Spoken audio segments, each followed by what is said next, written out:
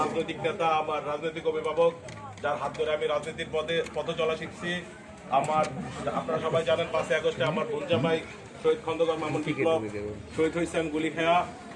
উনিও যার হাত ধরে রাজনীতিতে আসছিলেন, এই বিএনপির রাজনীতিতে, সে হচ্ছেন আমাদের আশুলিয়া থানা সহসভাপতি জনাব নজরুল ইসলাম।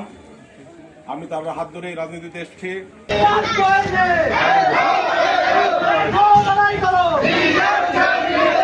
বিগত দিনে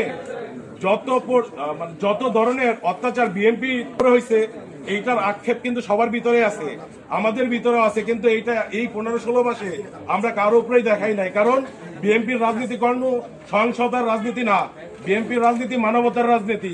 আমরা ওইটা নিয়ে থাকতে চাই।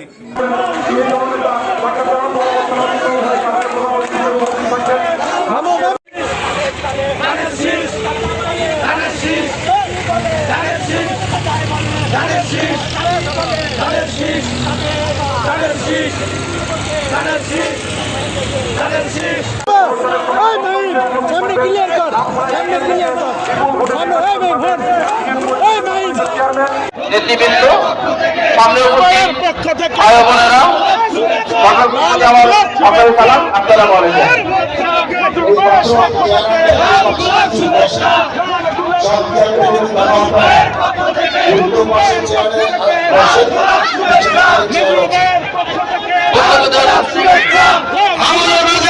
একটি বিশাল মিছিল নিয়ে ঢাকা 19 বাবু ভাই রাস্তা বাজন কোন নেতা আছে?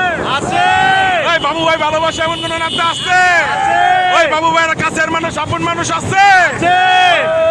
সেই ভাই সবাই বলো।